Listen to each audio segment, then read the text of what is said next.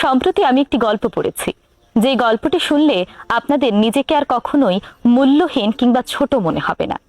গল্পটি তাহলে শুরু করা যাক। একবার এক মোটিভেশনাল স্পিকার একটি সেমিনারে গিয়ে বক্তব্য দেওয়ার সময় একটি ঘটনা ঘটান। তিনি সেমিনারে গিয়ে বক্তব্য দেওয়ার আগে একটি 500 টাকার নোট বের করে সবাইকে দেখিয়ে বলেন, এই 500 টাকার নোটটা আপনারা কে কে নিতে চান? তখন সকলেই হাত তোলে। তারপর তিনি নোটটিকে নিজের হাতের মধ্যে নিয়ে একদম দুমড়ে মুচড়ে ফেলেন।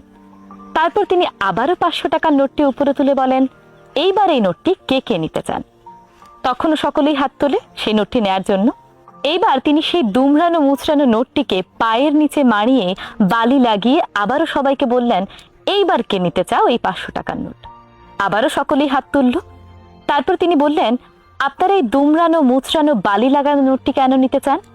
সকলেই বলল, মানলাম যে নোটটিতে বালি লেগেছে, দুমড়ানো মুচড়ানো, তার মানে কিন্তু এই নয় নোটটির মূল্য কমে গিয়েছে।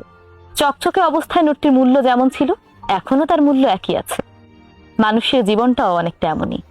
মানুষের জীবন অনেক মূল্যবান। সেই জীবনে ঝড় ঝাপটা ঝামেলা বিপদ সবকিছুই আসবে।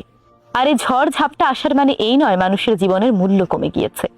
ঝড় ঝাপটা থাকার পরও আপনার জীবন অনেক মূল্যবান। আপনার কাজ হবে সেই জীবনে পরিশ্রম করে যাওয়া এবং চেষ্টা চালিয়ে যাওয়া। তাহলেই সেই মূল্যবান জীবনের সাফল্য আপনার সামনে এসে ধরা দেবে। আর যারা আপনাকে মূল্যায়ন করার, তারা ঠিকই আপনাকে মূল্যায়ন করবে।